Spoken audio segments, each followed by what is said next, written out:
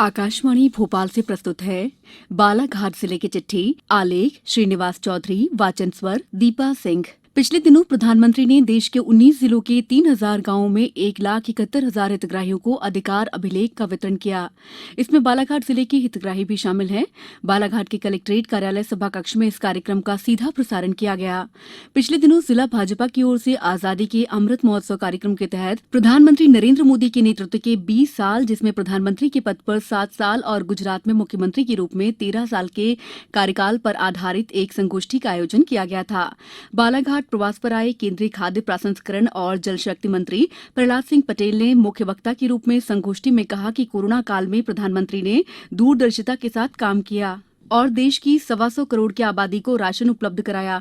संगोष्ठी में प्रदेश शासन के आयुष मंत्री रामकिशोर कावरे, भाजपा जिलाध्यक्ष रमेश भटेरे सहित बड़ी संख्या में लोगों की मौजूदगी रही। मुख्यमंत्री शिवराज सिंह चौहान ने पिछले दिनों जन कल्याण हितग्राही योजनाओं का वर्चुअल भूमि पूजन और लोकार्पण किया, जिसमें कटंगी विकासखंड की ग्राम पंचायत सुकली के ग्राम सीता पठोर, ग्राम पंचायत कान्हड़ गांव के अंतर्गत वन समिति देवरी बुजुर्ग, ग्राम अमझेरी, बोलडोंगरी, चाकाहेटी, वरुण और गोरेघाट में राशन दुकान सह गोदाम निर्माण के लिए वर्चुअल भूमि पूजन किया गया।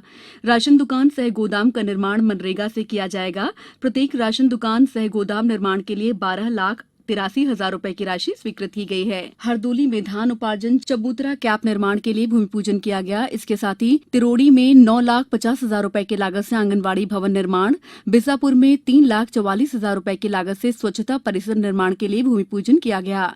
बिसापुर में पंचायत भवन के सामने 6,25,000 रुपए की लागत से निर्मित बाउंड्री वॉल, प्राथमिक शाला के सामने 1,42,000 रुपए की लागत से निर्मित बाउंड्री वॉल और ग्राम माने गांव में 10 लाख रुपए की लागत से निर्मित पर्कुलेशन टैंक का लोकार्पण किया गया है। बालाघाट जिला कलेक्टर डॉक्टर गिरीश कुमार मिश्रा के निर्देशानुसार खाद्य प्रशासन बालाघाट द्वारा सतत कार्रवाई की जा रही है। इसी कड़ी में खाद्य सुरक्षा अधिकारी ने शहर के होटलों और मिष्ठान की दुकानों पर कार्रवाई की और गंदगी पाए जाने पर कार्रवाई करते हुए लगभग 3,200 रुपए की खाद्य सामग्री नष्ट कराई और संचालकों के खिलाफ कार्रवाई की गई।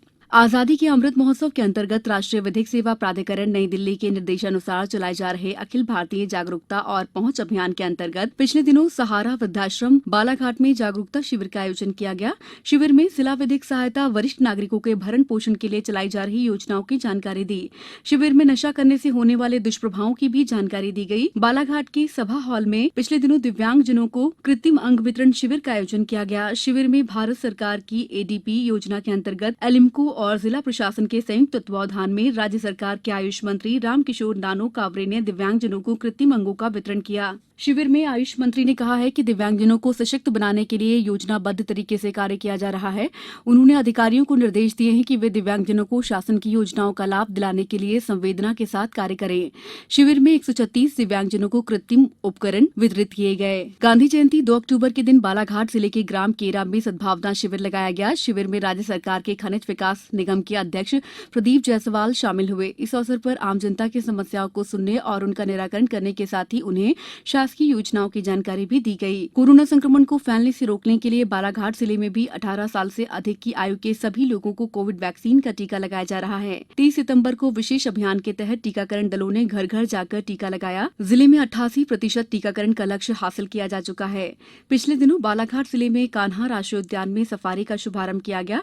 इस अवसर पर बालाघाट जिला पुरातत्व, पर्यटन और संस्कृति परिषद ने कान्हा मुक्की द्वारा मुक्की गेट पर एक कार्यक्रम का आयोजन किया, जिसमें कान्हा के पर्यटन के लिए आने वालों को कोविड के दिशा निर्देश की जानकारी दी गई। बालाघाट के चिन्नौर चावल को जीआई टैग मिल गया है। ये मध्य प्रदेश की कृषि क्षेत्र की पहली जिन्स है जिसे जीआई टैग मिला है। जीआई टैग मिलने से बालाघाट जिले को एक नई पहचान मिल गई है। बालाघाट जिले की चिट्ठी समाप्त हुई।